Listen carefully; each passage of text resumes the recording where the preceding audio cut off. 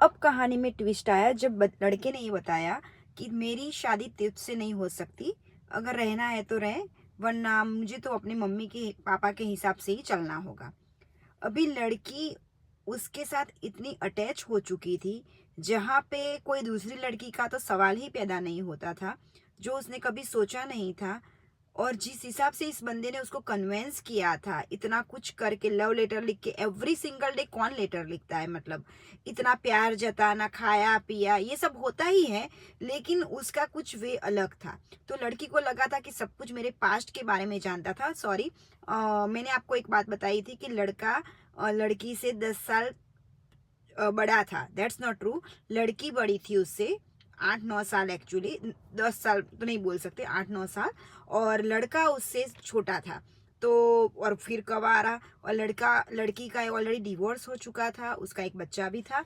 तो वहाँ पे वो चीज़ थी।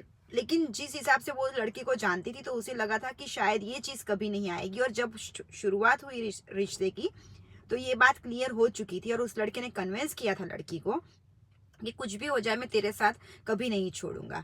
लेकिन अचानक से सब कुछ सही चल रहा था, अचानक से ये लड़का आके ये बोलता है कि मम्मी ने किसी और लड़की के साथ शादी की बात कर ली है, मेरे कास्ट की है, मेरे देश की भी है, मेरे उम्र की भी है, पढ़ी लिखी भी है, यही तो सब देखते हैं ना। तो अब मैं कुछ कर नहीं सकता, मैं मम्मी पापा की बात नहीं मतलब टाल सकता, और वैसे भी कुछ होने तो नहीं वाला था ऐसा वाला। लड़की मतलब इतनी शॉक में, मतलब वो रो रही है, उसको मिन्नतें कर रही है कि ऐसा मत कर मेरे साथ। और वहां पे भी वो दोनों साथ में जॉब कर रहे हैं, मतलब आप समझ रहे हो। लड़का इतना चेंज हुआ कि वो उसी लड़की के सामने उस दूसरी वाली लड़की के साथ बातें करता था। आप सोच सकते हो कि लड़की क्या हालत हुई, कितनी मतलब वो कितनी दुखी हुई होगी उस टाइम पे। यही वो लड़का है जिसने उसको इतना कन्विंस किया था, उसको प्रॉमिस किया था कि हम लोग साथ में रहेंगे, हमारी शादी होगी, कुछ भी होगा मैं हैंडल कर लूंगा। उसके सामने वो लड़की से बात करता था, लड़की मतलब रोती रहती थी, ना किसी को रिएक्ट कर पाती थी। वैसे सबको पता तो चल ही गया था उनके जो भी चल रहा था, क्योंकि समझ में आ जाता है, राइट। तो लोगों को समझ में आ रहा था जो भी थे कि कुछ तो बात है, कुछ हो रहा है, मतलब शायद उनके जो ऑनर थे उनको भी पता चल गया था कि ये सब हुआ है।